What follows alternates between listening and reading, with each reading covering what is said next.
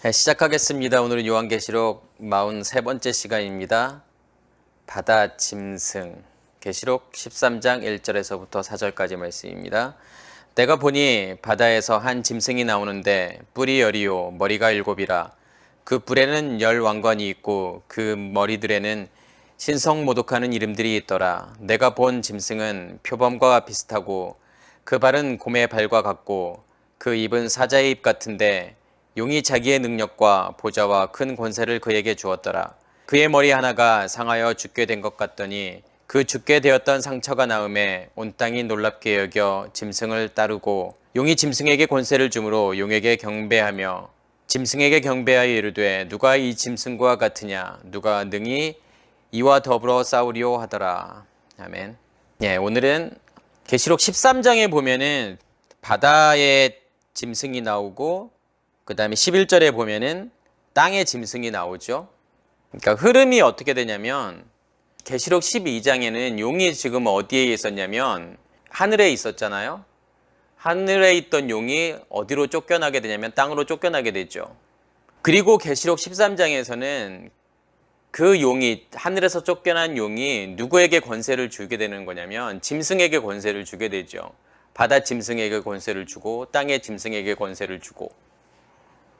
그래서 이러한 것들을 좀 이해하실 필요가 있어요. 제가 하늘이라고 하는 것은 어떠한 곳이라고 그랬죠? 뭘 만드는 곳이라고 그랬죠? 의식이 만들어지는 곳이잖아요. 그러면 그 의식이 표현되는 곳, 그 세상이 어디라고 했죠? 땅이고 바다라고 그랬죠.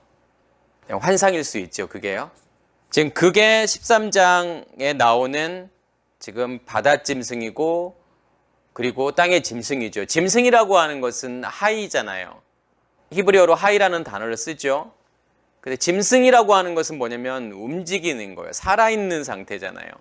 그러니까 우리가 만들어 놓은 우리 안에 있던 그 의식이 제가 표현되는 곳이 세상이라고 했잖아요. 그리고 그 세상에서 뭔가가 지금 살아있다라고 하는 것은 일하는 거잖아요. 움직이고 있는 거잖아요. 그러니까 우리의 의식이 과연 이 세상, 이 땅이라는 세상에서, 땅과 바다라는 이 세상에서 어떻게 표현되는지를 설명하는 게 지금 13장의 내용이죠. 그래서 먼저는 뭐가 나오냐면 바다 짐승이 나오고 그 다음에 땅의 짐승이 나오죠. 근데 바다 짐승에서의 이 핵심은 뭘까요? 말이에요. 그리고 땅의 짐승에서의 핵심은 뭘까요? 뭘 만들죠? 땅의 짐승이요, 결국은요? 우상을 만들잖아요. 그리고 우상을 만들어 놓고 거기에 경배하죠. 그 경배하는 사람들에게 뭘 주게 되냐면 표를 주잖아요. 그 표를 무엇이라고 이야기하죠? 그게 666이잖아요. 666이잖아요. 지금 흐름을 이해가 가세요?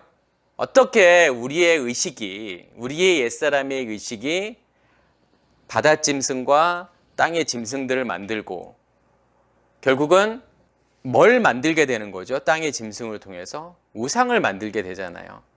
그래서 그 우상에게 경배하고 절할 수밖에 없는 거잖아요. 결국은 옛 의식이 만들어 오는 그 환상에서 우리는 살게 되는 거고 그 환상 가운데에서 우리는 거기에서 고착화된다라는 거잖아요. 그게 바다의 짐승이고 그게 땅의 짐승이잖아요. 결국은 그렇게 되면 뭘 받을 수밖에 없다라는 거예요. 표를 받을 수밖에 없다는 거잖아요. 표라고 하는 것은 결국은 뭐죠? 확증이잖아요. 그 결과물이 뭐냐면 666이라는 거예요. 그걸 좀 이해하셔야 돼요. 제가 그거에 대한 설명은 계속 다음 시간, 또 그 다음 시간을 통해서도 계속 좀 설명을 드릴게요. 결국은 왜 우리의 옛사람의 의식이 666을 만들 수밖에 없는지를 설명을 드릴게요. 그래야만이 그 다음 시간에 나오는 14만 4천에 대해서 이해할 수 있죠. 자, 오늘 13장 1절에서부터 10절까지에는 어떠한 짐승이 나오냐면 지금 바다 짐승이 나오잖아요. 먼저는 바다가 나오고 그 다음에 땅이 나오잖아요. 그러니까 바다 짐승이 나오고 땅의 짐승이 나오잖아요. 지금 바다가 의미하는 게 무엇이고 땅이 의미하는 게 뭘까요? 제가 바다는 무엇이라고 설명을 드렸죠? 바닷물이 덮고 있는 땅이라고 그랬잖아요. 바닷물이라고 하는 것은 뭐죠? 어떤 물을 이야기하는 거죠? 아랫물을 이야기하는 거잖아요. 그러니까 율법의 물을 이야기하는 거잖아요. 우리가 그 율법의 물에 덮여 있다라고 하는 것은 무엇 가운데 있다라고 하는 거죠, 결국은요? 아랫물 가운데 있다라는 거잖아요. 그게 지금 바다의 상태잖아요. 근데 그 바다의 상태에서 내가 땅이 되었다라고 하는 것은 두 가지 의미가 있어요. 어떤 의미가 있냐면 그 아랫물이 빠지고 얏바샤 마른 땅이 될 수도 있어요. 그 아랫물이 거치게 되고 아랫물인 율법의 물이 거치게 되고 마른 땅이 되어서 마른 땅이 되어야만이 거기서 뭐가 나오는 거예요? 씨가 진 열매 맺는 나무가 나오는 거잖아요. 그런데 그 율법의 물이 거치지 않고 율법의 물이 계속 남아있다 그러면 그게 뭐로 굳어질까요? 사실은요. 그러니까 땅이라고 하는 아랫지라고 하는 것은 확고하다라는 뜻이 있어요. 그러면 그 아랫물의 상태로 그냥 확고하게 굳어버리면 그게 뭐가 될 수도 있다라는 거죠. 그게 땅이 될 수도 있다라는 거예요. 그렇기 때문에 바다의 상태가 땅이 되는 거고 그래서 바다짐승이 땅의 짐승으로 바뀌게 돼서 뭘 만들 수밖에 없다는 거냐면 우상을 만들 수밖에 없다라는 거예요. 결국은 뭐가 그렇게 만든다라고 했죠? 제가 설명을 드렸죠? 옛 의식이 만들어 놓은 세상, 그게 뭐가 된다고 했죠? 우상이 된다고 그랬잖아요. 옛 의식으로 내가 보는 말씀, 옛 의식으로 보는 하나님, 내가 옛 의식으로 보는 그 하나님은 결국은 뭐가 될 수밖에 없다라고 말씀을 드렸죠? 우상이 될 수밖에 없다라는 거잖아요.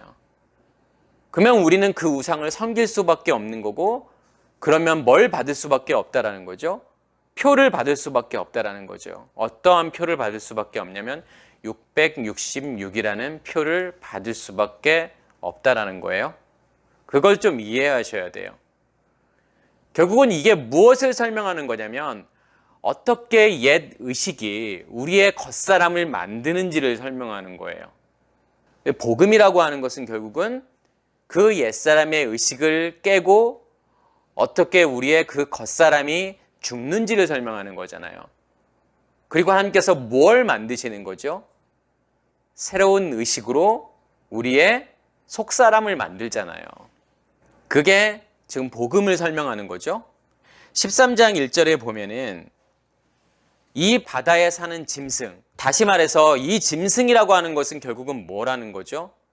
바다의 상태를 표현하는 거잖아요. 바다의 상태가 어떻게 움직이는지를 표현하는 것이, 어떻게 일하는지를 표현하는 것이 뭐냐면 짐승이란 말이에요. 근데 이 바다짐승을 지금 13장 1절에 어떻게 묘사하고 있죠? 뭐라고 묘사하고 있죠? 7머리 10뿔. 그리고 왕관이 있죠. 왕관이 지금 어디에 씌워져 있죠? 10뿔에 왕관이 씌워져 있잖아요. 근데 12장에 보면은 용을 설명할 때 어떻게 설명하죠? 똑같이 7머리 10뿔. 7 왕관이에요, 여기서는요. 근데 7 왕관이 지금 어디에 씌워져 있죠, 용은요? 용은 머리에 씌워져 있단 말이에요. 7머리에 7 왕관이 씌워져 있어요, 용은요. 근데 여기서 바다짐승은 7머리 10뿔인데 왕관이 어디에 씌워져 있냐면 머리에 씌워져 있는 것이 아니라 뿔에 씌워져 있단 말이에요. 그러면 용과 지금 바다짐승의 이 짐승의 차이가 뭘까요? 뭐가 다를까요? 7머리 10뿔이 설명하는 게 뭐죠? 7머리 10뿔 그리고 왕관. 이게 설명하는 게 뭘까요? 제가 지난번에도 좀 잠깐 설명을 드렸죠. 7이라고 하는 숫자는 뭐냐면 언약이에요. 약속이에요. 언약이고 약속이라고 하는 것은 결국은 뭘까요? 근데 7이라고 하는 것은 쉐바인데 이 쉐바라고 하는 단어는 제가 약속이고 언약이라고 설명을 드렸잖아요. 약속이고 언약이라고 하는 것이 다 좋은 걸까요? 다 좋은 의미일까요? 성경에서는 옛 언약이 있고 새 언약이 있다라고 설명을 하잖아요. 그래서 예수님께서도 성만찬에서 제자들에게 포도주를 주면서 뭐라고 하죠? 이것은 나의 피니 새 언약이다라고 말씀을 하시잖아요. 그 말은 무슨 말이냐면 예수님의 그 피가, 십자가의 그 피가 뭘 만든다는 거죠? 새 언약을 만든다는 거잖아요. 에레미야 31장 31절에도 어떤 내용들이 나오죠? 내가 새 언약을 주겠다라고 하나님께서 말씀하시잖아요. 이스라엘의 집과 유다 집에 새 언약을 맺겠다라고 말씀하시잖아요. 그래서 나의 법을 그들의 속에 넣어서 그들의 마음에 새기겠다고 말씀하시죠. 그리고 나는 그들의 하나님이 되고 그들은 나의 백성이 되고 이렇게 설명을 하잖아요. 새 언약을 지금 설명하는 거잖아요. 그럼 새 언약이 있다라고 하는 것은 어떤 언약이 존재한다라고 하는 거죠? 옛 언약이 존재한다라는 거잖아요. 옛 언약이 의미하는 게 뭐예요? 율법이잖아요. 그러니까 옛 언약이라고 하는 것은 결국은 뭐죠? 무엇으로 맺어진 언약이에요, 결국은요. 우리의 옛 의식으로, 우리의 옛 의식이 만들어 놓은 언약. 그게 옛 언약인 거잖아요. 그러면 하나님께서 말씀하시는 새 언약이라고 하는 것은 그 옛 의식을 깨버리시고 우리에게 뭘 주시겠다라는 거죠? 새로운 의식을 주시겠다라는 거잖아요. 그 새로운 의식이 만들어 놓은 게 뭐냐면, 그 결과물이 뭐냐면 새 언약이라는 거잖아요. 새 약속이라는 거잖아요. 그래서 여기서 일곱 머리라고 하는 것은 근원이잖아요. 머리는요. 그럼 어떠한 약속을 이야기하는 거죠, 지금요? 여기서 일곱 머리는 옛 언약을 이야기하는 거잖아요. 옛 약속을 이야기하는 거잖아요. 그것으로부터 나온 이 뿌리라고 하는 것은 힘이고 권능이고 능력이란 말이에요. 결과물이잖아요. 그러니까 의식이 만들어 놓은 결과물이 뭐냐면 뿌리라는 거 하는 거잖아요. 근데 몇 개의 뿌리냐면 10뿌리잖아요. 10개라고 하는 것은 성경에서 뭘 의미하는 거죠? 십계명을 의미하는 거잖아요. 십계명이라고 하는 것은 결국은 뭐죠? 율법이잖아요. 율법이라고 하는 것은 결국은 뭐가 만들어 놓은 사실은 세상일까요? 환상일까요? 착각일까요? 착시일까요? 뭐가 만들어 놓은요? 옛 의식이 만들어 놓은 착각이잖아요. 왜 그러냐면, 자, 우리가 한번 보세요. 우리는 이 십계명을 뭐라고 생각하고 있죠? 우리는요? 지켜야 될 거라고 생각하고 있잖아요. 이걸 지키면 복을 받는다라고 생각하잖아요. 지킨다라고 하는 것은, 거기서 지킨다라고 하는 것은 행위를 이야기하는 거잖아요. 보상이 따르는 행위. 그래서 부자 관원이 예수님께 찾아가서 뭘 물어보죠? 내가 어떤 선한 행위를 해야 영생을 얻을 수 있습니까? 라고 물어보잖아요. 그때 예수님의 대답은 율법을 지켜. 그때 이 부자 관원은 뭐라고 하죠? 제가 어렸을 때부터 다 지켰는데요. 그러면 지금 예수님이 생각하는 율법, 십계명이라고 하는 것과 이 부자 관원이 생각하고 있는 십계명 내용이 완전히 다른 거잖아요. 예수님께서 생각하시는 십계명이 뭐예요, 결국은요? 십계명의 주체가 뭐예요? 결과가 뭐예요? 무엇을 설명하는 거예요?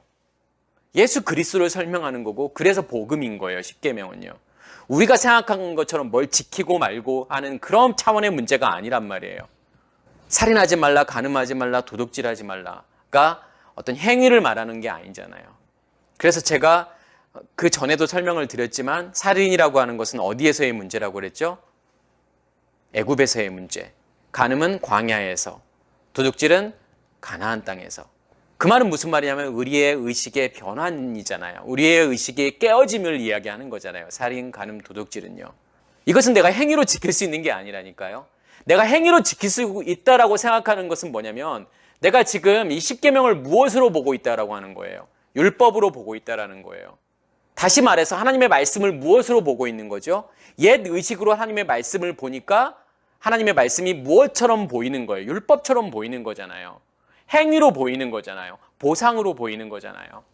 그런데 옛 의식이 깨어지고 하나님의 의식으로, 하늘의 의식으로 하나님의 말씀을 보면 그 말씀이 무엇으로 인식하게 되죠, 우리가요? 그걸 복음으로 인식하게 된단 말이에요. 그래서 여기서 10뿔이라고 하는 것은 7머리가 만들어 놓은 결과물이잖아요. 세상이잖아요. 그게 옛 의식이면 무엇으로 표현될 수밖에 없냐면 이 10뿔이라고 하는 것은 율법으로 표현될 수밖에 없죠. 그리고 거기에 그 10뿔에 뭐가 씌워져 있지 지금요? 왕관이 씌워져 있잖아요. 왕관이라고 하는 것은 어떤 의미가 있어요? 거기에 왕관이 씌워져 있다라고 하는 것은요. 그것으로 확고하게 된다라는 거잖아요. 왕관을 쓰고 있다라고 하는 것은 무엇을 상징하는 거예요? 뭐가 된 거예요? 왕이 된 거잖아요. 그렇기 때문에 지금 7머리, 10뿔, 그리고 거기 10뿔에 씌워져 있는 10왕관, 이 설명하는 것은 결국은 뭐죠? 어떻게 우리의 옛 의식이 우리 가운데에서 율법으로 표현되어지는지, 그리고 그 율법이 우리 안에서 어떻게 고착화되어 있는지를 표현하는 거잖아요. 그래서 아랫물이잖아요. 옛 의식은 그래서 율법이라고 하는 거예요. 그래서요. 그 결과물이 뭐기 때문에요. 옛 의식의 결과물은 율법이니까요. 그래서 바다인 거예요. 그 율법의 의식으로 쌓여져 있는 그 곳, 그 상태. 그래서 바다의 짐승인 거예요. 그래서 바다의 짐승을 이렇게 표현하는 거예요. 7머리 10뿔, 10뿔에 10왕관이라고 표현할 수밖에 없는 거예요. 그리고 그 머리들에는 신성모독하는 이름들이 있더라. 그 머리라고 하는 게 결국은 아까 제가 말씀드렸던 것처럼 옛 의식이잖아요. 결국은 그 옛 의식이 무엇인지를 지금 표현하는 거잖아요. 신성모독한다라고 하는 것은 뭐죠? 다른 사람을 비방하고 판단하고 정죄하는 것. 그것은 비진리잖아요. 그게 세상이잖아요.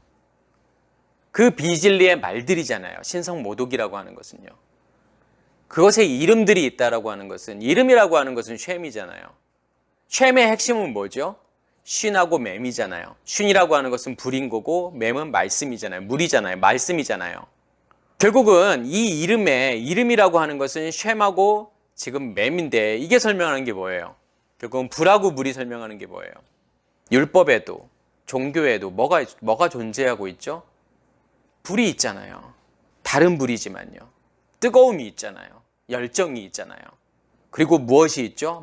말씀이 있잖아요. 그런데 그 이름은 뭐라는 거예요, 결국은요? 비진리라는 거잖아요. 왜요? 왜 비진리죠? 그 불이라고 하는 것은 그냥 율법의 열정인 거고, 율법의 열심이잖아요. 그리고 이 말씀이라고 하는 것은 결국은 어떤 말씀을 이야기하는 거예요? 아랫물이잖아요. 율법의 말씀이잖아요. 결국은 그게 의미하는 게 뭐예요? 비진리잖아요. 그러니까 그들의 머리에는 뭐가 있을 수밖에 없냐면 그러한 비방하는, 신성모독하는 이름들이 있을 수밖에 없다라는 거잖아요. 지금 이게 뭘 의미하는 거냐면 결국은 우리의 의식이라는 게 뭐고, 그 옛사람의 의식이 만들어 놓은 결과물들이, 그 세상의 정체가 무엇인지를 지금 요한계시록 13장 내용 전체를 통해서 보여주는 거예요. 그게 바다의 짐승을 만들고, 그게 땅의 짐승을 만들고, 그게 666을 만든다라는 하는 것을 보여주는 거죠. 이것을 이해해야만이 무엇을 이해할 수 있냐면 666이라고 하는 것이 무엇인지를 이해할 수 있다는 거예요. 근데 내가 본 짐승은 2절에 보면 표범과 비슷하고 그 발은 곰의 발과 같고 그 입은 사자의 입 같은데, 자, 표범과 비슷하고 곰의 발을 가지고 있고 사자의 입을 가지고 있대요. 이 표범이라고 하는 것은 나메르라는 단어를 쓰죠. 근데 이 나메르라고 하는 것은 얼룩지게 하다, 반점을 찍다라는 뜻이 있어요. 그래서 예레미야 13장 23절에 보면 어떤 내용이 나오냐면 굿스인의 피부, 그러니까 굿스인은 검은 피부잖아요. 굿스인의 피부와 표범의 얼룩점, 이게 변할 수 있겠느냐라고 물어보잖아요. 변할 수 없다라는 거잖아요. 그러니까 굿스인의 검은 피부와 표범의 반점들이 있잖아요. 점들이 있잖아요. 근데 이 점이 변할 수 있겠느냐라는 거예요. 변할 수 없다라는 거잖아요. 그러면서 하나님께서 뭐라고 말씀하시냐면 변할 수 있다라는 거예요. 내가 변하게 하겠다라는 거예요. 그래서 뭘 하겠다라는 거죠? 이 백성들을 흐트러 버리겠다라는 거잖아요. 흐트러 버리겠다라고 하는 것은 포로로 잡아가겠다라는 거잖아요. 포로로 잡아가서 뭘 하시겠다라는 거죠? 발가 벗기시겠다라는 거잖아요. 그래서 뭘 하겠다라는 거예요? 변하지 않는 것을 변하게 만들겠다라는 거잖아요. 표범의 반점이라고 하는 것은 결국은 뭐죠? 절대로 변하지 않는 거잖아요. 결국은 우리 안에 뿌리 박혀 있는 뭐라는 거죠? 그 옛 의식이라는 거잖아요. 그건 절대로 변할 수 없다라는 거잖아요. 근데 하나님께서 그걸 변화시키겠다라는 거예요. 내가 너희들을 발가벗겨서 너희들의 부끄러움을 드러내서 내가 너희들을 바꿀 거야. 내가 너희들을 변화시킬 거야 라고 설명하시는 거잖아요. 거기서 표범이라고 하는 것은 그렇게 변하지 않는, 없어지지 않는 우리의 옛 의식을 설명하는 거잖아요. 그게 표범이죠. 곰의 발을 가지고 있대요. 이 곰이라고 하는 단어는 도브죠. 근데 이 도브라고 하는 것은 기어가다 몰래 다니다라는 뜻이 있어요. 발이라고 하는 것은 뭐냐면 걷는 거잖아요. 무엇으로 걷는 거죠, 결국은요? 어떠한 상태로 걷는 거예요? 표범의 상태로 걷는 거잖아요. 다시 말해서 옛 의식으로 내가 걷는 거잖아요. 행하는 거잖아요. 그런데 아까 제가 이 도브라고 하는 것이 기어가다 몰래 다니다라는 뜻이 있다고 했잖아요. 숨어서 보고 있는 거잖아요. 그리고 사자라고 하는 것은 알이라는 뜻이 있죠. 알이라는 뜻은 뭐냐면 찢다라는 거예요. 근데 입이 사자의 입을 가지고 있대요. 그러니까 사자의 입을 가지고 있다라고 하는 것은 결국은 뭐죠? 물어뜯는 거잖아요. 찢는 거잖아요. 무엇을 뜻하는 거죠? 다른 사람들을 정죄하고 비난하고 판단하는 거잖아요. 내가 표범의 상태에 있으면, 옛사람의 의식의 상태에 있으면 어떻게 할 수밖에 없다는 거죠? 그것으로 걸을 수밖에 없고 결국은 그것으로 다른 사람들을 물어뜯을 수밖에 없다라는 거잖아요. 그 율법의 의식으로 다른 사람을 정죄하고 판단하잖아요. 그래서 요한복음 8장에 보면 가늠하다 붙잡혀 온 여인 사건이 나오잖아요. 사람들은 그 여인을 향해서 뭐라고 말하죠? 이 여자는 간음했습니다. 이 여자는 간음했기 때문에 돌로 맞아 죽어야 됩니다라고 말하잖아요. 무엇으로 그렇게 다른 사람들을 비방하고 비난하고 정죄하고 판단하게 되는 걸까요? 어떤 의식을 가지고서요? 옛 의식을 가지고서요. 율법이라는 것을 가지고서요. 다른 사람들을 정죄하고 판단하고 하잖아요. 물어뜯잖아요. 무엇과 같죠? 사자와 같죠. 이게 뭐냐면 바다 짐승의 모습이라는 거예요. 바다 짐승의 정체라는 거예요. 누구의 모습일까요? 이게요? 이게 우리의 모습이라는 거예요. 우리가 내 짐승이 나오는 건 어디에서도 내 짐승이 나오죠? 다니엘 7장에 보면 내 짐승이 나오잖아요. 거기서도요. 거기서 사자가 나오고 곰이 나오고 표범 나오잖아요. 그리고 네 번째 강한 짐승이 나오잖아요. 그것을 지금 뭐라고 해석을 하죠? 세상 왕이라고 이야기를 하잖아요. 그러면서 내 짐승 그러면 뭐 바벨론, 뭐 메데 바사, 페르시아, 그 다음에 나중에 더 강한 왕국 로마, 이걸 설명한다고 생각을 하잖아요. 근데 그 강력한 내 왕국이 어디에 있다라는 거예요? 밖에 존재하고 있는 것이 아니라 우리 안에 있다라는 거예요. 그것을 깨달으셔야 돼요. 그게 나의 모습이구나. 그게 나의 겉사람의 모습이구나. 나의 겉사람은 나의 옛 의식이 만들어 놓은 거고, 나의 겉사람은 뭘 하게 된다라는 거예요. 다른 사람을 비난하고 정죄하고 판단한다는 거잖아요. 무엇을 가지고서요? 율법으로요. 하나님의 말씀을 가지고서요. 하나님이라는 그 대상을 가지고서요. 계속 사람들은 그렇게 해왔잖아요. 지금까지요. 누구의 이름을 빌려서 사람들을 정죄하고 판단하고 죽이죠? 하나님이라는 이름을 가지고 들어와서 사람들을 정죄하고 판단하고 죽이게 되잖아요. 자기의 행위를 정당화하잖아요. 무엇으로요? 말씀으로요. 하나님으로요. 그게 우리의 겉사람이라니까요. 우리의 겉사람의 모습이라니까요. 그게 나예요. 지금까지 내가 그렇게 살았다라는 거예요. 여기서 바뀌지 않으면, 변화되지 않으면 앞으로도 계속 그렇게 살 거라는 거예요. 내가 아무리 교회에서 신앙생활 열심히 하고 내가 집사고 권사고 장로고 목사라고 하더라도 똑같다라는 거예요. 크게 다르지 않다라는 거예요. 여전히 우리의 겉사람 가운데 있다면요. 그것을 우리가 이해하셔야 되겠죠. 그래서 용이 자기의 능력과 보좌와 큰 권세를 누구에게 주는 거냐면 지금 짐승에게 주는 거잖아요. 용이 의미하는 게 제가 뭐라고 그랬죠? 용은 원래 어디에 있었어요? 하늘에 있었잖아요. 그 말은 무슨 말이냐면 우리의 옛사람의 의식을 만드는 원천이 뭐냐면 용이라는 거예요. 그 용이 결국은 권능을 누구에게 주는 거예요? 짐승에게 주는 거잖아요. 그 말은 무슨 말이냐면 우리의 옛사람이 뭘 만드는 거죠? 세상을 만드는 거고 환상을 만드는 거잖아요. 착시를 만드는 거잖아요. 그게 용이 짐승에게 주는 권능이란 말이에요.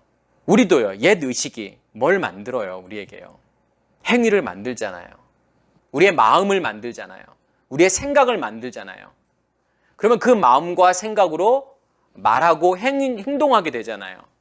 아까 말씀드렸던 것처럼 다른 사람을 정죄하고 판단하고 심판하고 이런 일들을 우리가 하게 되잖아요. 그게 용이 짐승에게 권능을 주는 거란 말이에요. 근데 3절에 보면 그의 머리 하나가 상하여 죽게 된 것 같고 갔더니 그 죽게 되었던 상처가 나오매 온 땅이 놀랍게 여겨 짐승을 따르고 라고 나오고 있죠. 이 말은 무슨 말일까요? 머리 하나가 상하게 됐대요. 근데 그 상처가 어떻게 되냐면 나았어요. 그래서 온 땅이 놀랍게 여기고 그 짐승을 따르게 된단 말이에요. 지금 이건 뭘 설명하고 싶은 걸까요? 머리 하나가 상한다라고 하는 것은 어떤 의미가 있을까요? 아까 제가 7머리라고 하는 것은 옛 의식이라고 말씀을 드렸잖아요. 그 중에 한 부분이잖아요. 그 한 부분이 상하게 된 거라고 하는 것은 옛 의식이 깨어진 거란 말이에요. 균열이 생긴 거란 말이에요. 그것을 성경은 지금 뭐라고 이야기하죠? 회개라고 이야기를 하잖아요. 회개라고 하는 것은 나의 잘못된 행위를 열거하는 것이 회개가 아니라 우리의 옛 의식이 깨어지는 것. 옛 의식의 균열이 생기는 것. 아, 내가 알고 있던 말씀이 그 말씀이 아니었구나. 내가 알고 있는 하나님이, 지금까지 알고 있던 하나님이 그 하나님이 아니었다라는 것을 인식하는 거가 뭐냐면 회개라는 거잖아요. 그게 머리 하나가 상한 거예요. 머리의 부분, 하나의 부분이 상한 거란 말이에요. 근데 어떻게 되죠? 그 머리가요? 다시 낫게 되잖아요. 그 상처가 다시 낫게 되잖아요. 그 말은 무슨 말이에요? 회개가 일어났어도 어떻게 될 수밖에 없다라는 거예요. 여전히 애굽에 머무를 수밖에 없다라는 거죠. 회개가 일어났어도 다 출애굽할 수 있는 건 아니라는 거예요. 그것을 우리가 잊지 마셔야 돼요. 아, 말씀이 그게 아니었구나. 내가 믿고 있는 하나님이 그 하나님이 아니었구나라고 깨달음에도 불구하고 여전히 어디에 머무를 수밖에 없다라는 거죠? 머무를 수 있다라는 거죠? 애굽에 머무를 수 있다라는 거예요. 거기서 못 나올 수 있다라는 거예요. 그게 상처가 나은 거예요. 그러니까 온 땅에 있는 사람들이 어떻게 되죠? 온 땅이 놀라게 되잖아요. 이 놀란다라고 하는 단어가 지금 히브리어로는 쉬맘이라는 단어를 쓰죠. 근데 쉬맘이라고 하는 것은 놀라다, 낙담하다라는 뜻이 있어요. 그게 무슨 말일까요? 실망하는 거잖아요. 자기 자신에게요. 여전히 다시 애굽으로 돌아가는 자신의 모습을 보면서 실망하게 되잖아요. 하나님의 말씀이 그게 아니라는 것을 알았어요. 깨달았어요. 그럼에도 불구하고 여전히 나는 어디에 지금 있는 거죠? 여전히 애굽에 있는 거란 말이에요. 출애굽을 하지 못하는 상태란 말이에요. 그러면서 여전히 다시 또 무엇을 섬기게 돼요? 짐승에서 벗어나지 못하고 짐승의 상태에서 바다의 짐승의 상태에서 벗어나지 못하고 여전히 바다의 짐승을 섬기는 상태로 남아있을 수밖에 없다는 거죠. 그건 뭘 설명하는 걸까요? 그만큼 우리의 옛 의식이라고 하는 것은 견고하다라는 거예요. 우리 안에 심겨져 있는 그 알고리즘이라고 하는 것이 견고하다라는 거예요. 쉽게 부서지지 않는다라는 거잖아요. 그래서 누구나 하나님의 말씀을 듣고서 진리의 말씀을 듣고서 깨닫고 거기에서 나오지 못한다니까요. 하나님의 은혜가 아니면 절대로 나올 수 없다라는 거예요. 우리 뇌 안에 정말 강력한 알고리즘이 있대요. 그게 뭘까요? 어떤 알고리즘이 있을까요? 내 것을 더 좋아해라 라고 하는 알고리즘이 있대요. 그러니까 우리가 유전을 통해서 아니면 교육을 통해서 어떤 환경을 통해서 만들어진 정말 강력한 알고리즘이 뭐냐면 내 것을 더 좋아해라라고 하는 거예요. 쉽게 말하면 뭐죠? 내 거가 좋다라는 거예요. 내가 가지고 있는 거, 내가 소유하고 있는 거, 내 편. 네 편보다는 내 편. 네가 가지고 있는 것보다는 내가 가지고 있는 거. 이게 더 소중하다라는 거예요. 실제로 실험을 했는데 어떤 결과가 나왔냐면 두 그룹을 나눠서 실험을 했어요. 첫 번째 그룹에서는 머그컵 하나를 이렇게 보여주면서 이게 이 머그컵이 얼마짜리 같이 보이세요? 라고 물어본단 말이에요. 그러면 사람들을 이렇게 어떤 사람들은 3,000원짜리, 어떤 사람들은 5,000원짜리, 10,000원짜리 이렇게 말할 거 아니에요. 그래서 예를 들어서 평균을 내봤더니 5,000원, 그러니까 예를 들어서 5,000원이었다라고 생각해 보세요.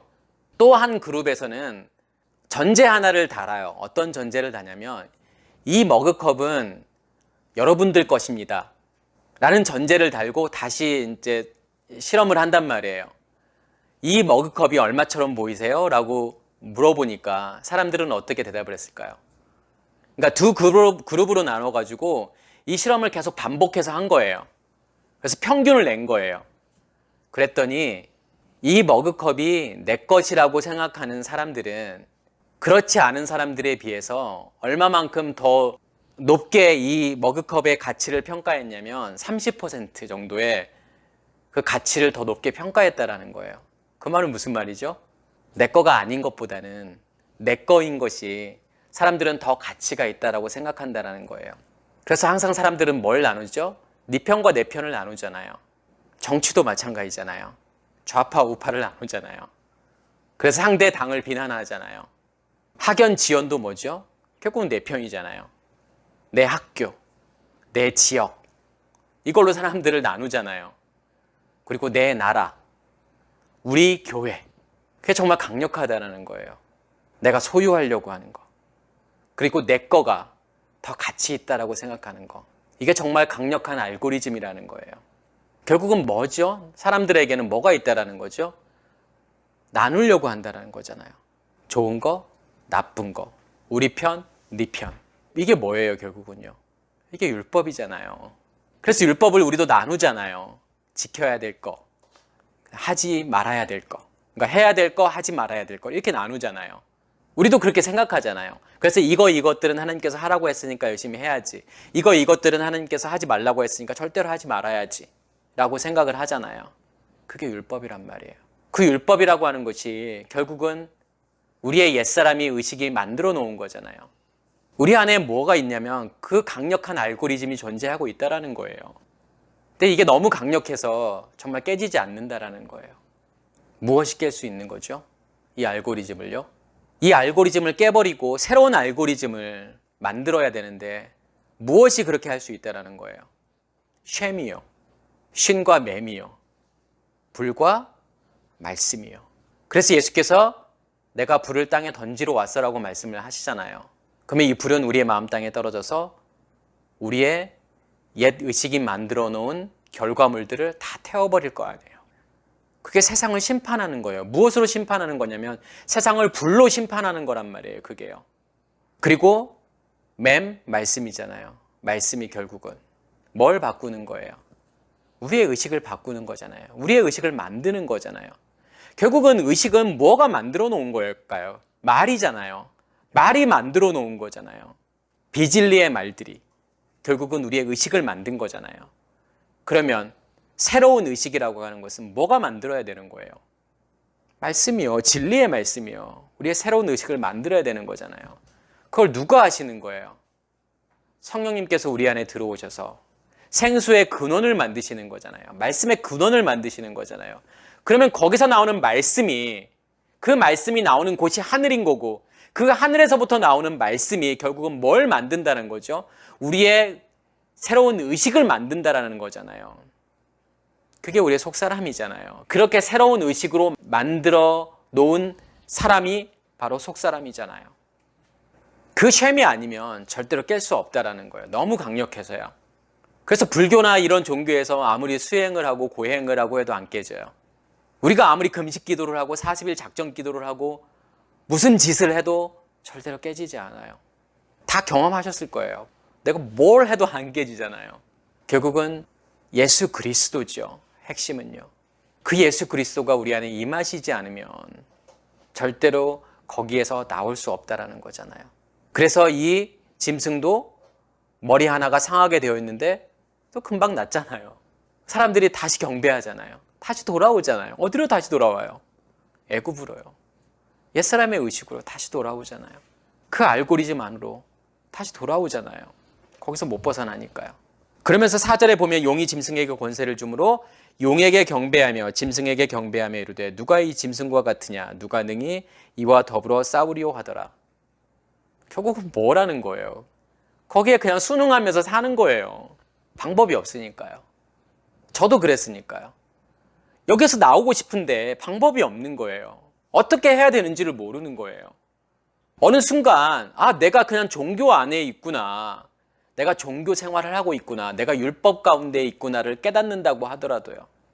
거기서 나올 수 있는 방법을 찾을 수가 없는 거예요. 그래서 지금 모든 성경은, 특별히 요한계시록은 뭘 설명하고 싶은 거냐면 그 방법을 설명하고 싶은 거란 말이에요. 이게 너의 모습인데 여기에서 나올 수 있는 방법은 이거 하나밖에 없어 라고 설명하는 거란 말이에요. 그걸 이해하셔야 돼요. 우리가 요한계시록을 이렇게 말씀을 들으면서 꼭 포커스를 맞추고 들어야 될 부분이 뭐냐면 우리의 겉사람의 모습은 어떠한 건지, 우리가 지금까지 어떠한 삶을 살았는지, 그렇다면 우리가 어떻게 이곳에서 벗어날 수 있는 건지, 이 애굽에서 나오는 출애굽을 할 수 있는 건지에 대한 것들을 우리가 보실 수 있으셔야 돼요. 그래서 그 알고리즘을 다 깨버리시고 우리 안에 새 언약으로, 새 알고리즘으로 우리에게 주시는 거잖아요. 그러면 그 알고리즘에 의해서 우리가 살아가게 되는 거죠. 그것을 성경은 무엇이라고 이야기하냐면 천국이라고 이야기하죠. 그것을 하나님의 나라라고 이야기한단 말이에요. 그것을 깨달으시는 우리 모두가 되길 간절히 소원합니다. 마치겠습니다.